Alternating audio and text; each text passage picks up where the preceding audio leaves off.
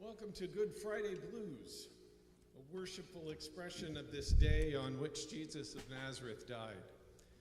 I'm Pastor Dave Danoon of the First Congregational Church, United Church of Christ, Webster Groves. And I'm Maggie Gann, pastor of Saints Clare and Francis Ecumenical Catholic Communion.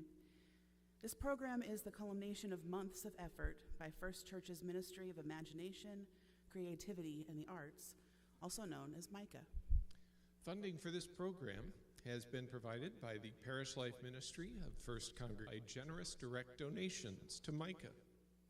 If you would like to make a donation to MICA, please take advantage of the baskets or follow the instructions on the next to last page of your printed program. In order to make as real as possible the story of the end of Jesus' earthly life, some faith communities stage passion plays with acts and costumes and sets, all to reenact Christ's betrayal, arrest, trial, torture, and death. We present Good Friday Blues. It's not quite as elaborate, but still with the understanding that God spoke profoundly through the events that led to Jesus' death and confronts us even now, despite our resistance.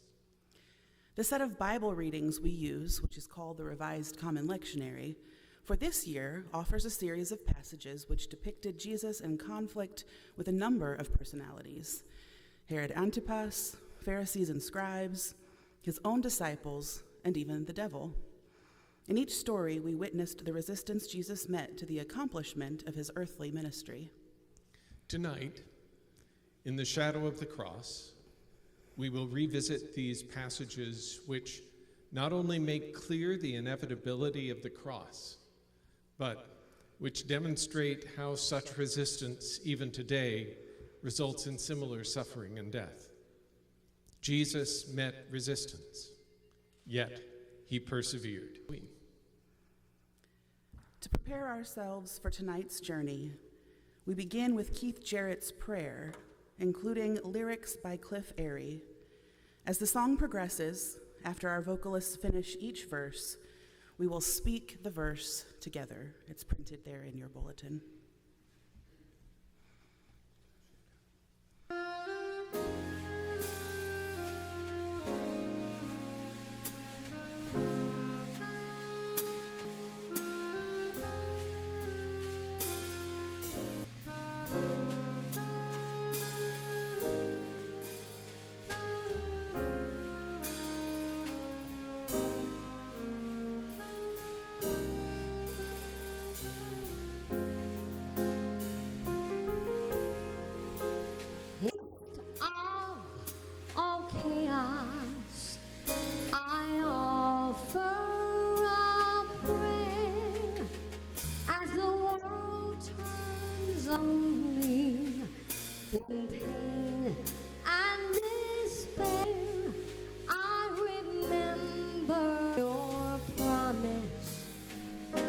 Flows everywhere.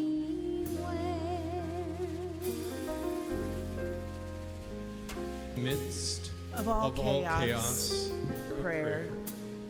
As the world turns around me in pain and despair, I remember your promise that flows everywhere.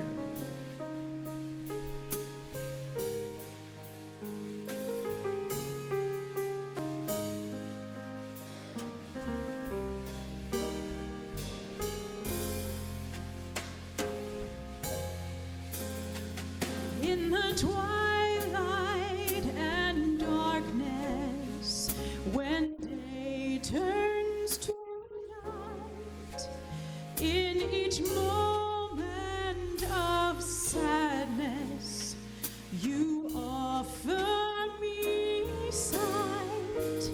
I remember your promise. Enter your light. In In the twilight and when day turns to night, in in each moment of this, you offer me sight. I remember your promise and enter your light.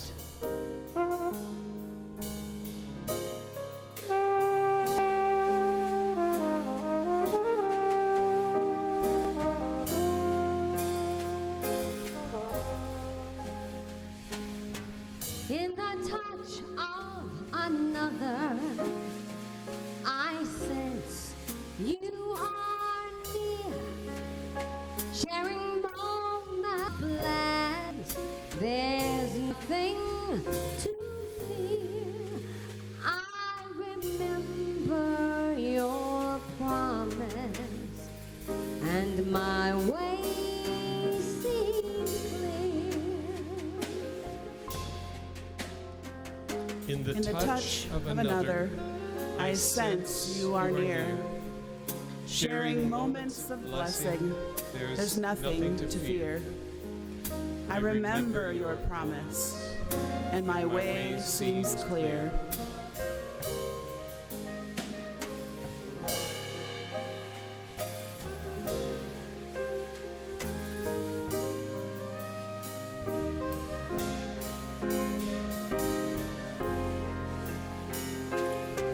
Fill my heart with your spirit and enter this space, bringing hope to a story that fear can't erase.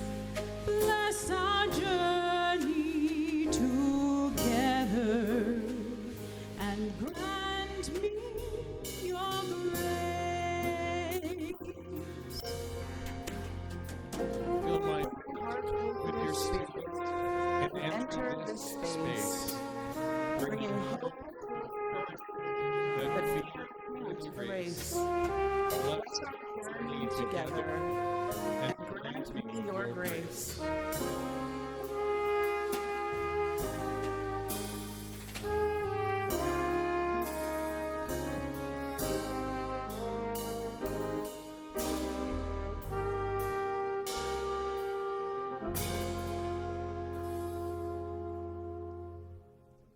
Amen.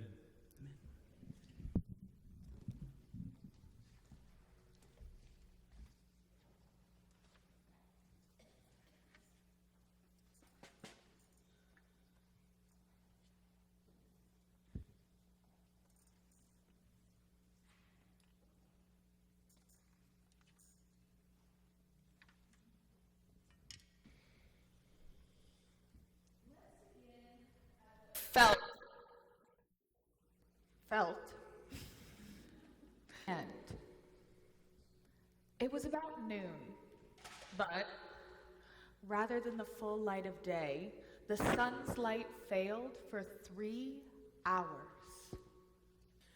When they came to the place that is called the Skull, Roman soldiers crucified Jesus there with 2 criminals, one on his right and one on his left. And the people stood by, watching, while leaders scoffed at him, saying, "He saved others. Let him save himself if he's the Messiah, the chosen one." The soldiers also mocked him. Even one of the criminals who was hanged alongside Jesus kept deriding him and saying, "Aren't you the Messiah? Save yourself and us." Jesus said, "For they do not know what they are doing." He didn't even raise a finger, as much a finger in his own defense. And he prevented his nearest and dearest from doing anything. He actually disarmed those of his followers who had armed themselves. He just let the authorities come at him, took all of the heat, faced all of the outrage. Could he possibly have imagined this? John's sort of trouble that Jesus got himself into, good trouble. Everything he had done was for the benefit of others, but authorities saw it otherwise. Jesus ushered people into health and well-being, physical as well as spiritual. Galilee free clinics. He shared his knowledge and insights about the law, prophets, and writings. Good News Bible study. And he got himself invited over a lot, to people's houses. Dinner parties. People called him Messiah, but he wasn't what anyone who met him would have imagined the Messiah would be like. Still, his giftedness in dealing with people of all different kinds certainly indicated that he was gifted somehow, which is what Messiah means. And this was his reward. Just as it's been the reward of so many like him since. He made no indication of resistance before the hell that was cast upon him. It's amazing how merciless people can be with their adversary doesn't put up a fight. And they're pitting.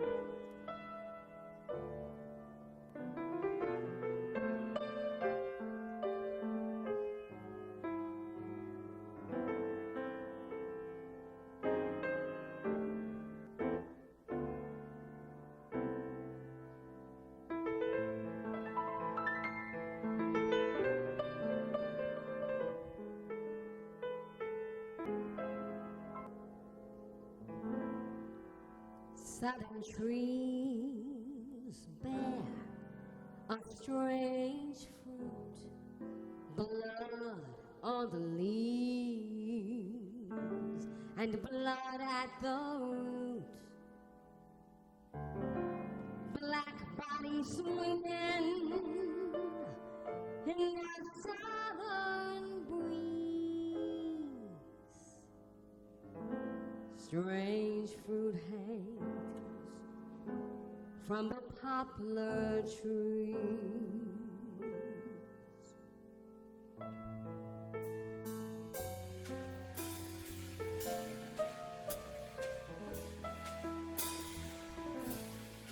Pastoral scenes from the valley south, the bulging eyes and twisted mouth, scent of magnolias, so clean and fresh. There's a smell of burning flesh. Here is a fruit for the crows to pluck, for the rain to gather, for the wind to set, for the sun to rise, for the tree to grow.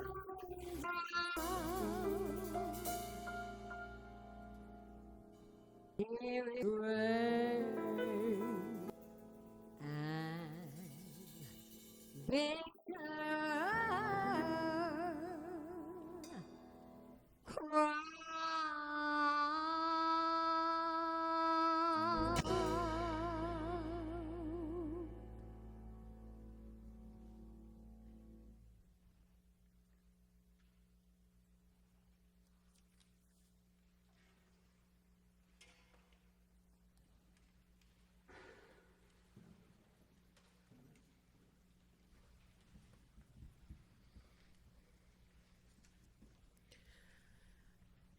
That's how doing the right thing so often seems to end, isn't it? When people stand up for themselves or in defense of others, those in power respond with threats and cruelty, isolation and deprivation, terror and violence. You can go back to the beginning when Jesus was starting out and see it even then. Immediately before Jesus started out on his mission, he spent 40 days in the wilderness, preparing himself spiritually for the road ahead. The story goes that just as the fast was ending, the devil came to pay him a visit. Jesus was hungry, Deprivation, far from home, from anyone's home, isolation. almost weary of spirituality, and now he had company. You don't go into the wilderness for company. Wilderness. The devil said. I never knew you were such a nature boy. But here you are, and almost sundown of day 40. Just about time to break that fast. But with, say. You know what this stone looks like to me? Bread? Bread. You know what I think? I think it will be a simple matter of transubstantiation. You mean alchemy? Tomato. I'm just saying, you're hungry and you have a solution right there. If you read this story in the Bible, the next line of the narrative is Jesus's retort. One does not live by bread alone. He's quoting from Deuteronomy. What the narrative doesn't say is how long Jesus spent actually thinking about turning that loaf-shaped stone into an actual loaf. How long did he spend famished, pondering just how simple it would be? Stone into bread. Maybe he picked up the stone and felt how smooth to the touch it was, but heavy with the mass of earth it came from, and cool. Perhaps there was an aroma beginning to rise from it. Did it remind him of home, of the table his mother would spread for the festivals? Did the stone begin to turn warm? He remembered where he was and who he was with. Was it all that would be lacking is a pat of butter? And it was only after that, in all that imagination and memory, that Deuteronomy. Bless that Deuteronomy. We don't live by bread alone, but also by every word that comes from God. Fullness of life, well-being, abundance, mercy, grace.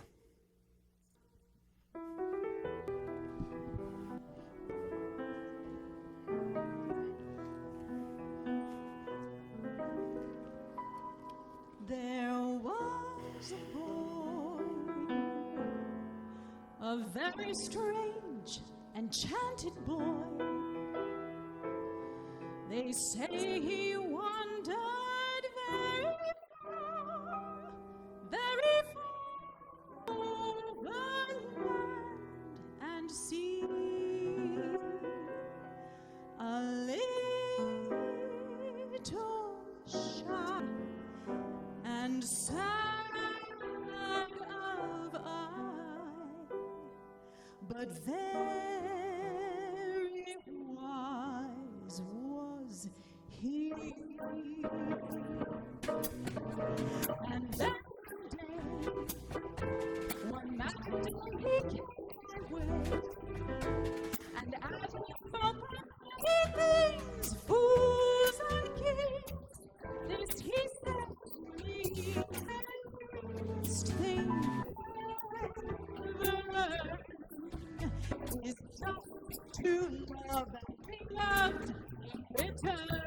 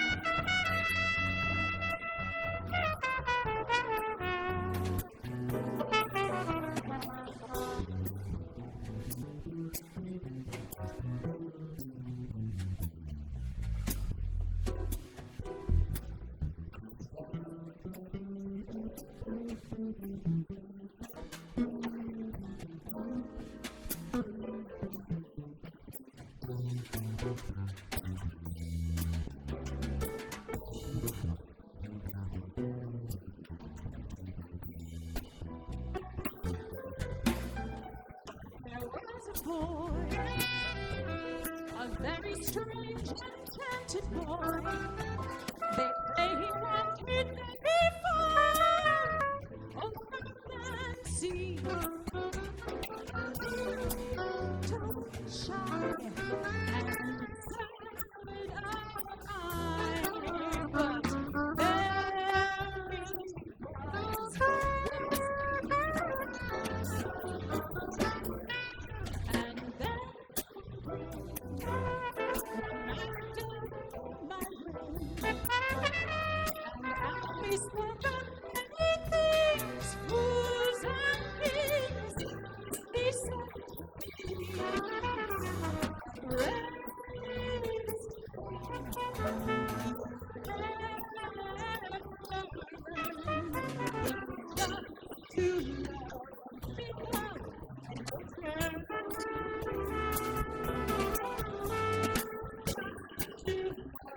be loved in return is just to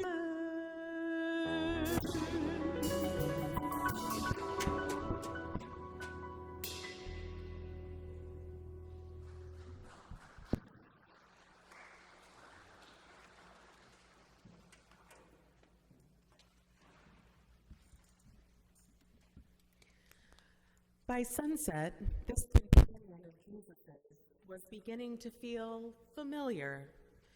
They'd been hours together in the wilderness. Despite yourself, that Jesus found it strangely welcome to have someone there with him, even this one. They spoke of many things, fools, and how sometimes both are the same, right? As they mused about how the world is governed, by people who seem to enjoy making others miserable, or by people who don't seem to care whether they make others miserable or not, as long as they themselves are happy and in control. Jesus' companion had an idea. Hey, look, I try not to make a big deal of it, but I'm the one who makes sure the people in charge are in charge. But you remember how we were talking a little while ago about how love is the answer? I mean, it's not power, it's not wealth, it's not influence, it's love. And you're right. You're absolutely right. So it occurs to me just now, with a philosophy like that, you really ought to be in charge. You won me over with this love thing. Seriously. I think you ought to be in charge. Just one thing. One teeny tiny, eensy-weensy, hardly noticeable little thing. Very simple. Simple? What's that? Oh. Just anytime you happen to mention how you got to be in charge, you have to tell others about how I gave it to you. You know, work it into how much more directly I got you into the position you deserve than you know who. You mean you want me to worship you? Worship is such a loaded word. I was thinking more of defer to or express eternal indebtedness toward. I mean, we are talking about all of it, the entire world. And you could have it. You could have it all.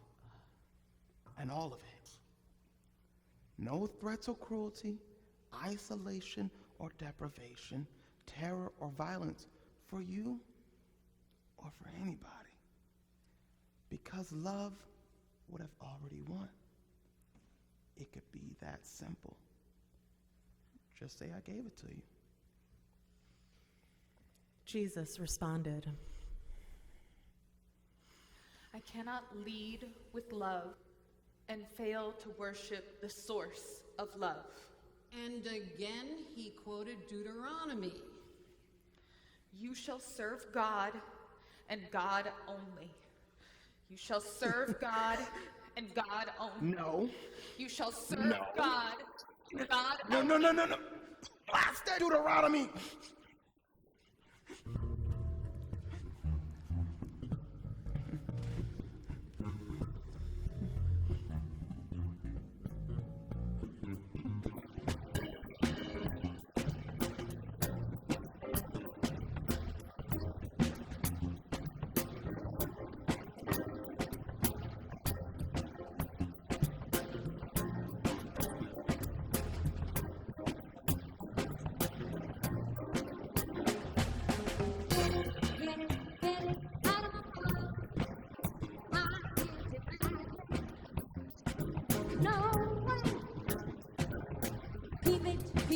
Keep it out of my heart. It's so horrific. I say, oh Lord, please Lord, tell me what can I do? What is the answer? Your answer. Oh Lord, please Lord, tell me what can I do? Give me your answer. Your answer.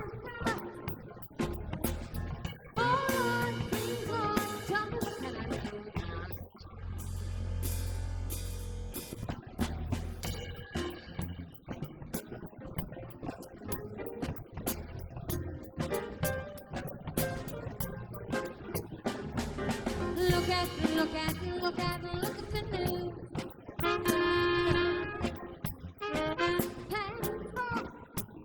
Watch out for the lie.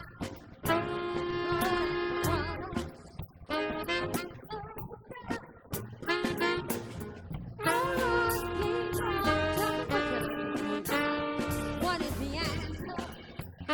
Your answer. Oh Lord, tell me. Your answer. Oh Lord, please Lord, tell me what you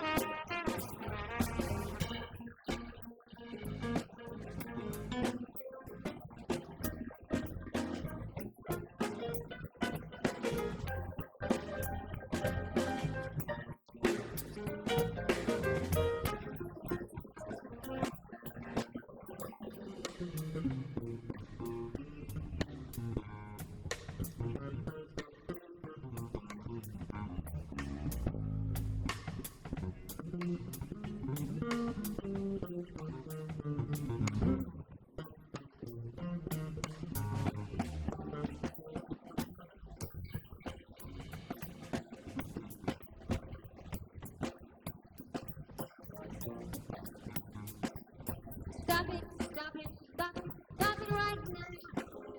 Go home.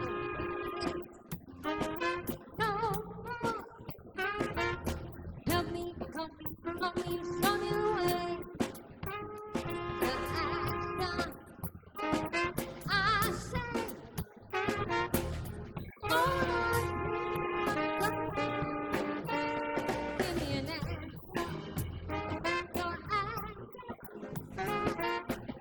Oh Lord, tell me, your answer.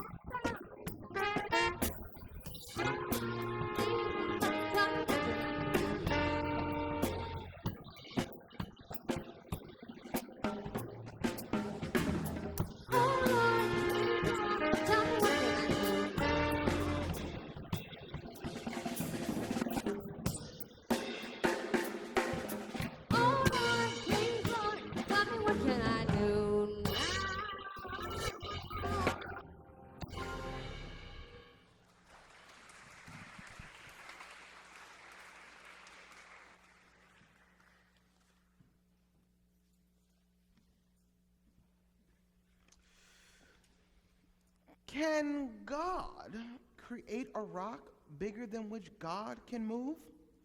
It's kind of an oxymoron. Theology 101 stuff. If God creates a rock bigger than God can lift, which must be possible because God is all powerful and can do anything, then once the rock is created, God is no longer God. Because God is all powerful, but somehow cannot lift the rock? It's a conundrum. It's also pointless. Not necessarily meaningless, but pointless all the same. Take, for example, a similar question. Could Jesus, who is God, and therefore can do anything, have actually died on the cross?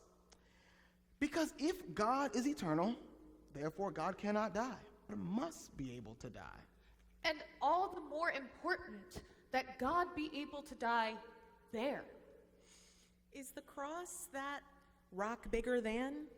Don't the powerful win when they condemn innocent people in order to demonstrate how powerful they are themselves?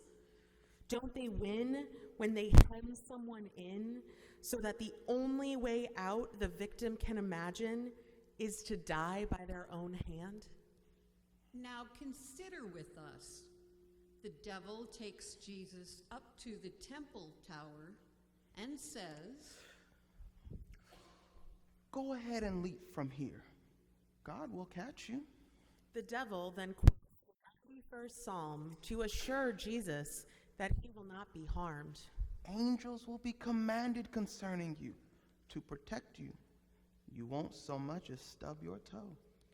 It's the rock bigger than problem writ large, because if the Son of God challenges the Creator God to prevent him from dying, and the Creator does prevent it, then Jesus isn't real. Every human being who has tried this has always died, even though Psalm 91 seems to say otherwise. The psalm is hyperbole, you understand. It is not fact. Furthermore, if the Creator would preserve now, only to have him die later on, then what point would the cross have? No point whatsoever. And it would never have any point. Jesus tempting God because the devil had successfully tempted him would have rendered that tree and its strange fruit the victory of every defender of the status quo and of every individual who would want to reestablish old injustices as a new direction. But Jesus kept his wits about him, though, and replied with words from Deuteronomy, the 6th chapter. Do not put your God to the test. Blast that Deuteronomy! Did you ever study one book of the law? And with that, the devil left him alone until a more opportune time.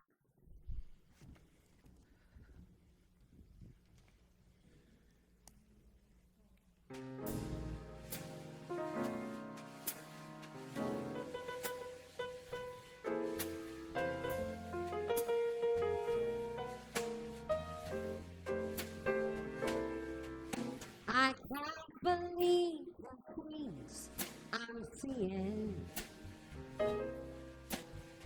and I've been wondering about the things I've heard. Daddy's crying, nursing, when they don't know the meaning of the word. It's not bad enough situation. And bound to be worse. Everybody's crying, just as long as this business goes. So, tuck it down, give a cheer, and be gone. So yeah, people run around, going in circles. They don't know what they're headed for. Everybody's crying, peace on earth, just as long as we wage war.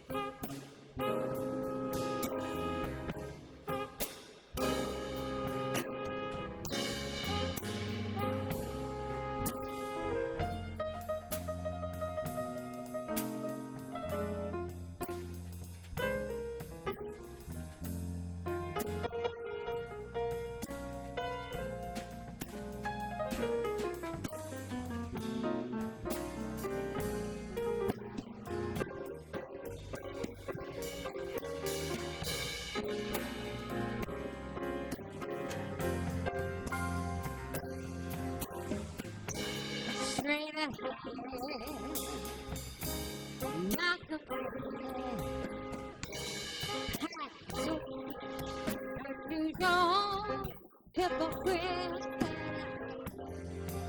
you don't have to go to teach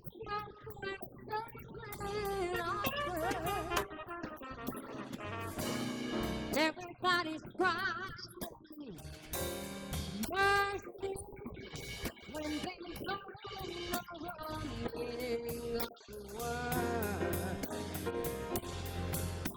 They don't know the meaning of the word.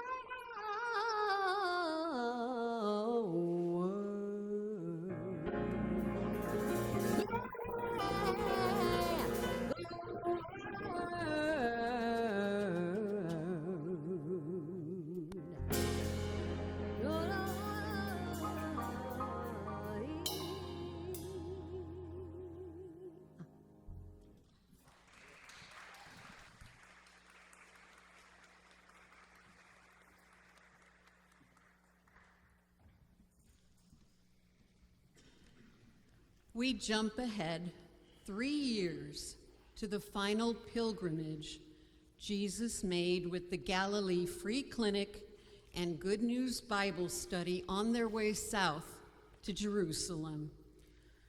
Jesus was talking about current events with some of those walking with him. What did he think, they asked, about the Galileans whom the governor had murdered and their blood mixed with the sacrifices? Did they want him to make some kind of political statement? Did they just want him to express the outrage any Galilean might about the treatment of their people under Roman domination? They reacted the way any of us would react, have reacted, to innocents slaughtered in Ukraine, in Gaza, in Eastern Congo, in Sudan. Out, protested. Jesus did neither. Instead, he turned his conversation partner's questions on them. Are you saying that those Galileans deserved what they got? Or what about the 15 who lost their lives in that building collapse in Jerusalem a little while? Maybe they deserved to die. Is that what you're wondering? You all need to mind your own business and stay focused on how you can be for others. It happened to you, and you actually will deserve it. Some Pharisees came to Jesus a while later to warn him that his life was on the line. Nice guy. Pharisees. Herod Antipas, who had John the Baptist, was out to get Jesus. He should be careful and stop with this stuff that gets Herod upset. All that free healthcare and preaching. Go tell that fox for me, today and tomorrow I am handing out cures, physical as well as spiritual. Maybe I'll stop on the third day. Say, you know what? It's 3 days to Jerusalem. If he wants to kill me, that's where it'll have to be. It's the only place for a prophet to die. Terror and violence stalked Jesus relentlessly, but he was fiercely undistracted. He did what he could do for those he met, serving God by serving them. Every morning cause of all the trouble I see, life's a losing game. Everybody knows I'm moaning.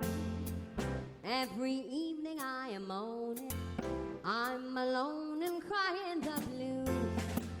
I'm so tired of playing the dude. Knows I'm moaning. Lord, I spend many a day and night alone in my grief. And I pray, really and truly pray, somebody will come and morning finds me moaning, 'cause of all the trouble I see. Life's a losing. Everybody knows I'm moaning.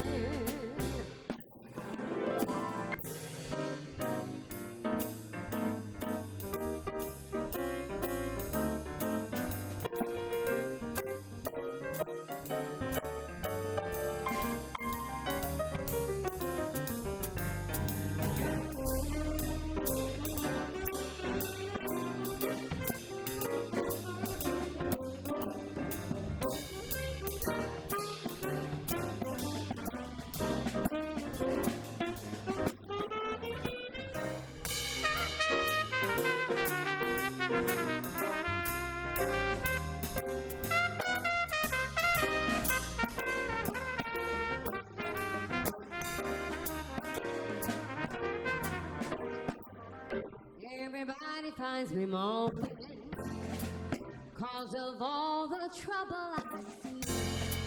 Life's a losing gamble to me.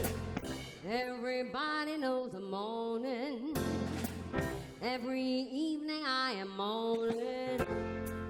I'm alone and singing the blues.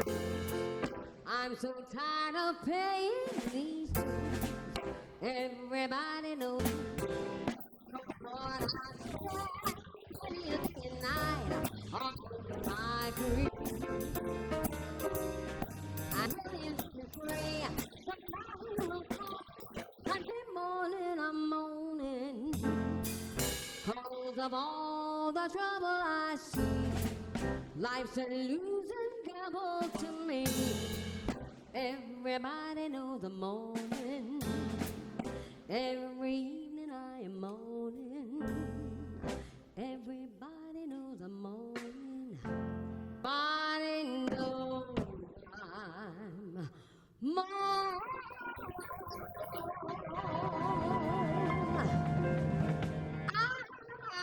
I am moaning.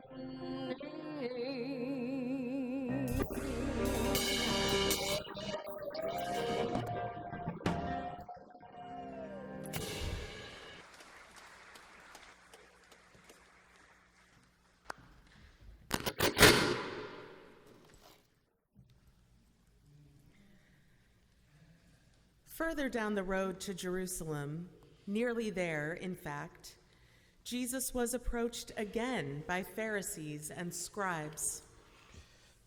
These good and decent people who hoped that he might spare them some couldn't help but notice how much time Jesus spent with people of ill repute and questionable business practices, sex workers and tax collectors especially, sinners. On at least one such occasion, he told the story we've come to call the parable of the prodigal son, which pits a profligate younger brother against older brother. After wasting his fortunes among Gentiles, the younger brother returns home penniless, apparently repentant and in his own home. The story unfolds. The sibling's father extends an extravagant welcome home, evidently refusing his son as a slave, dressing him in finery, and throwing an opulent party. The older brother objects. He has practically been a slave in that same household and has never been recognized, not once, for his contributions. You get the sense that the elder sibling thinks that the younger has manipulated the situation again to his advantage. The elder comes off pretty clearly as an allegory of the Pharisees and the scribes. The younger brother is who?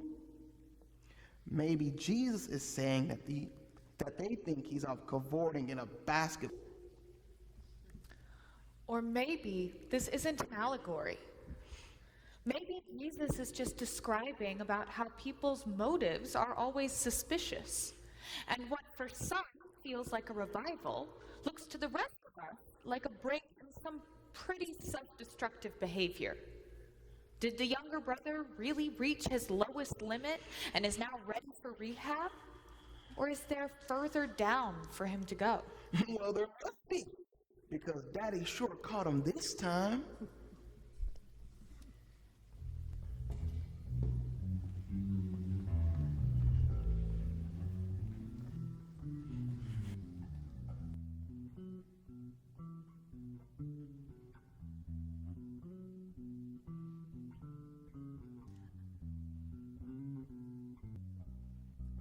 I think about the life I live, a figure made of clay, and think about the things I lost, the things I gave away. And when I'm in a certain mood, I search the house and look. One night, these magic words in a magic book. Throw it away, throw it away.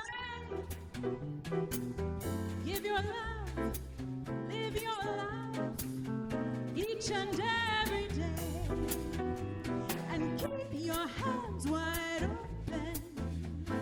Let the sun shine through. 'Cause you can never lose a thing if it belongs to you.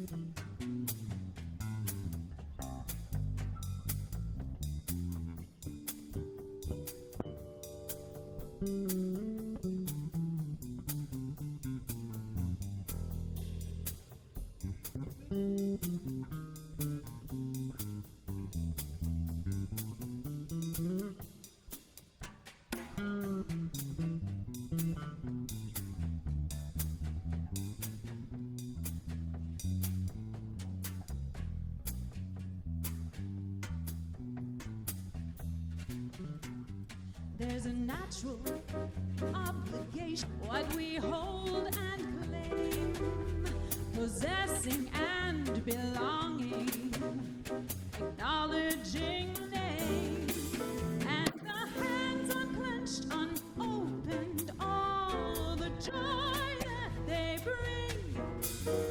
So leave your hands wide open if you're empty.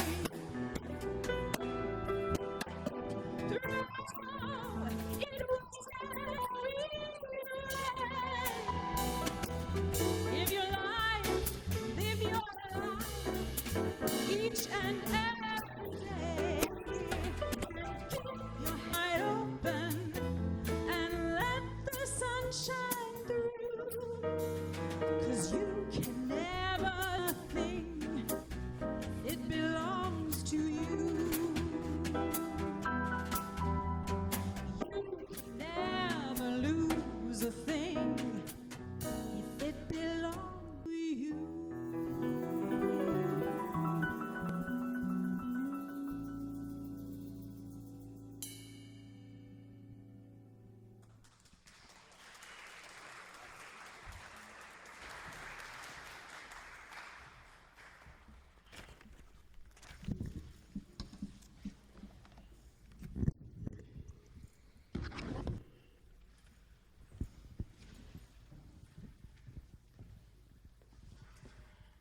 We've come to the night before Jesus was betrayed, 2 nights before the cross. Now, the narrators, Mark, Matthew, and John, say that it was then, in a friend's home nearby Jerusalem, that a woman anointed Jesus. She didn't anoint him as a king, the way priests anointed rulers in ancient Israel. She anointed him because she thought it would be something soothing that. The road had been long from Caesarea Philippi to Jerusalem. Longer because the people wanted to talk, to listen, to receive healing and well-being.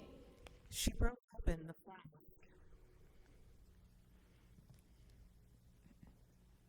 He leaned back and prepared to relax, felt the ointment on his skin. And almost immediately, everyone reacted. The perfume of the ointment was so strong, too much for an enclosed space, unless maybe for a funeral with an unembalmed body. One said, a little, that they wish she hadn't opened it. She could have sold it and contributed the money to the free clinic.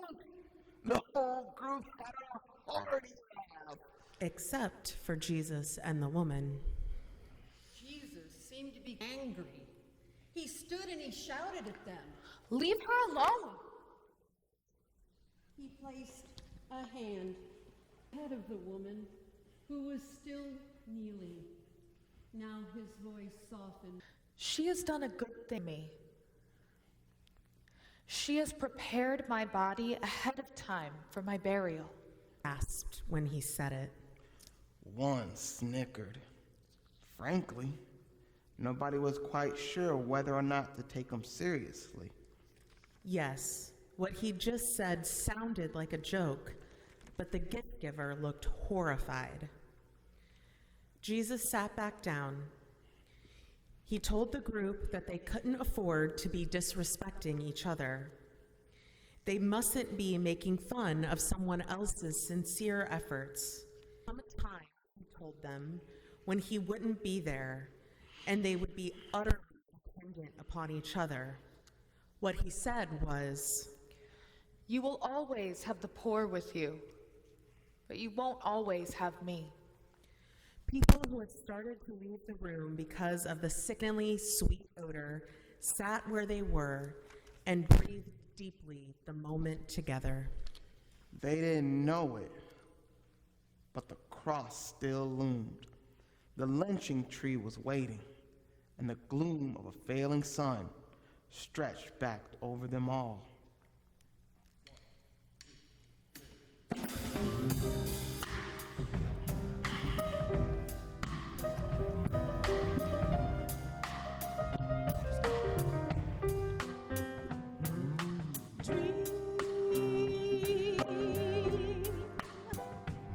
Dream a world that's just and fair, free from hatred and fear, safe without want or care. Love will be our guide, overcoming greed and pride. Unity, dreams and visions set us free.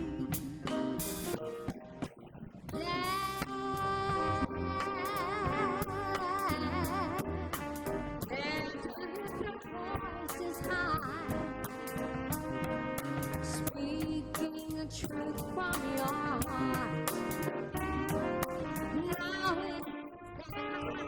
it's all voices away. Take a step up and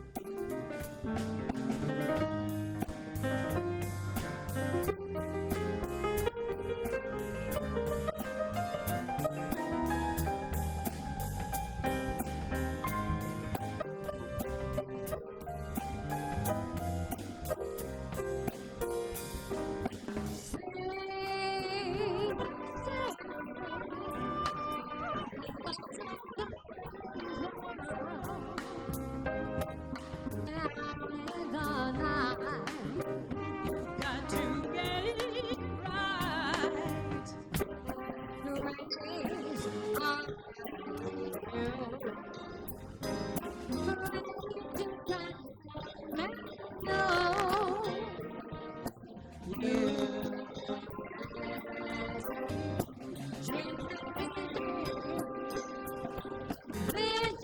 and dreams.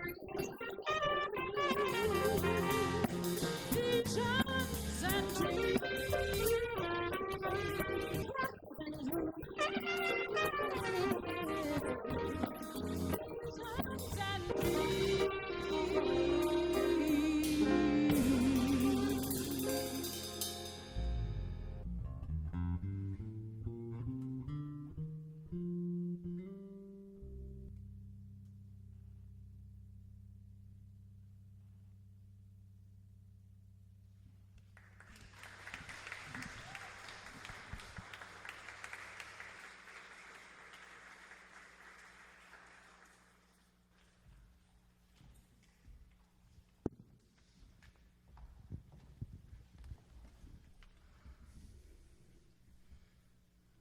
What shall progressive-minded people do, whether religious or non-religious, when the mainstream of society around them seems determined to enforce and adopt practices and policies that haven't existed for 100 years or more?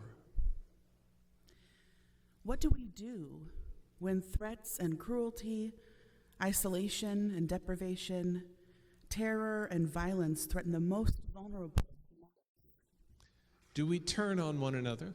Or is there a way for us to help those who disagree with us to understand the utter importance of tolerance and extravagant welcome? At the very least, is there a way for us to offer sanctuary and well-being for the defense? It is so easy to be distracted from our causes and purposes by the sensationalist absurdities that seek our attention. But if we do, we run the risk of being convinced of the same foolishness some of the entitled have accepted, that we've gone too far with mercy, and that the downtrodden are receiving more privileges than those who are treading them down. Lynching trees abound. But love abides. Love abides. As we close this edition of Good Friday Blues, As we prepare to go our separate ways, let the message of the cross come forth from your heart. have the final word. Thanks be to God. Amen. Amen.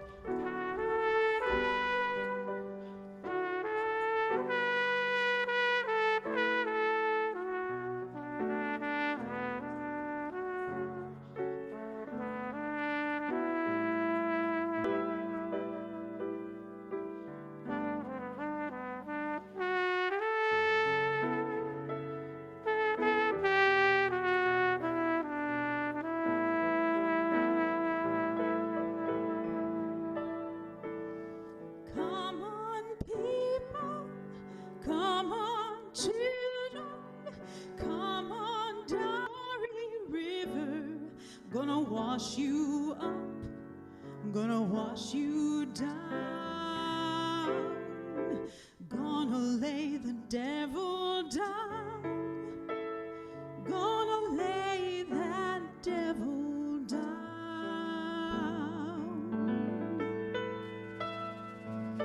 Come on, people, come on, children, there's a king at the glory river, and the precious king, he loved the people to sing. Babies in the blinking sun sang, we shall overcome.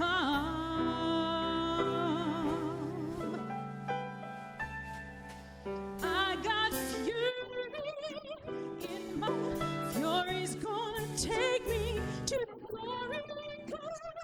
In my mind, I can't study wrong. No, save the people, save the children.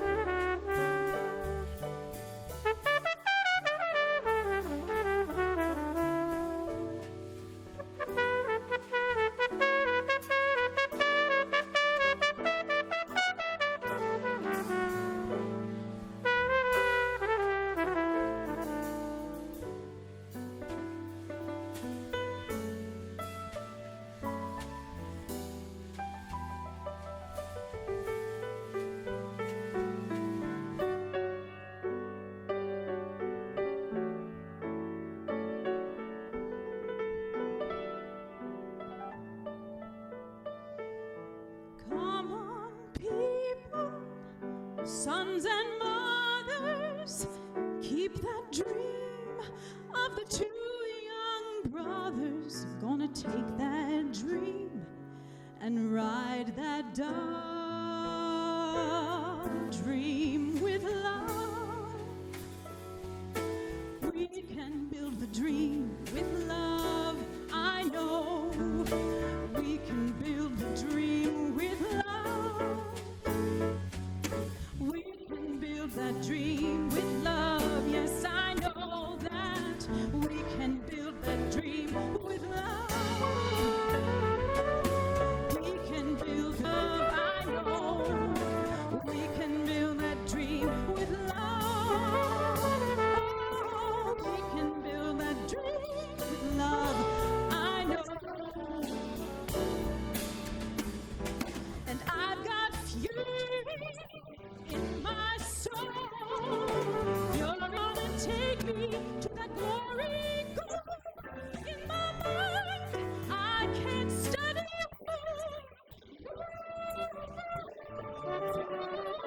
Save the people. Save the children.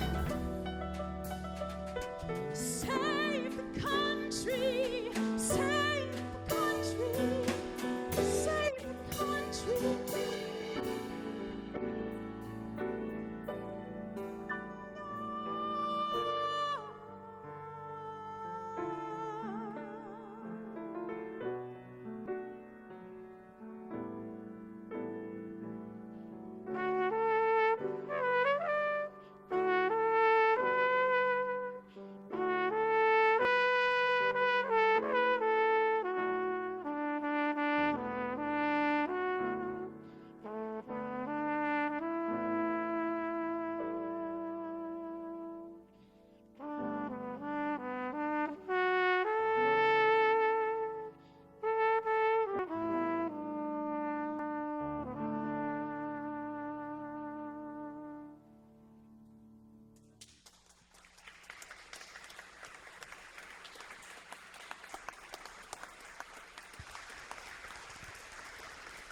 We want to say thank you to the Oikos Ensemble, Ariana Airy, Kim Fuller, Carol Beth True, Glenn Smith, David True, Tim Osick, and Cliff Airy. Thank you all.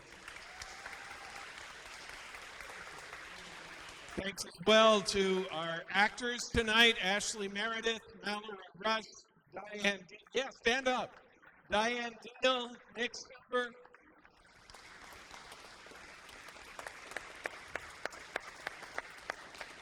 And thanks as well to St. Clair and Francis Church, who put this together with us. And Maggie, thank you. Go in peace.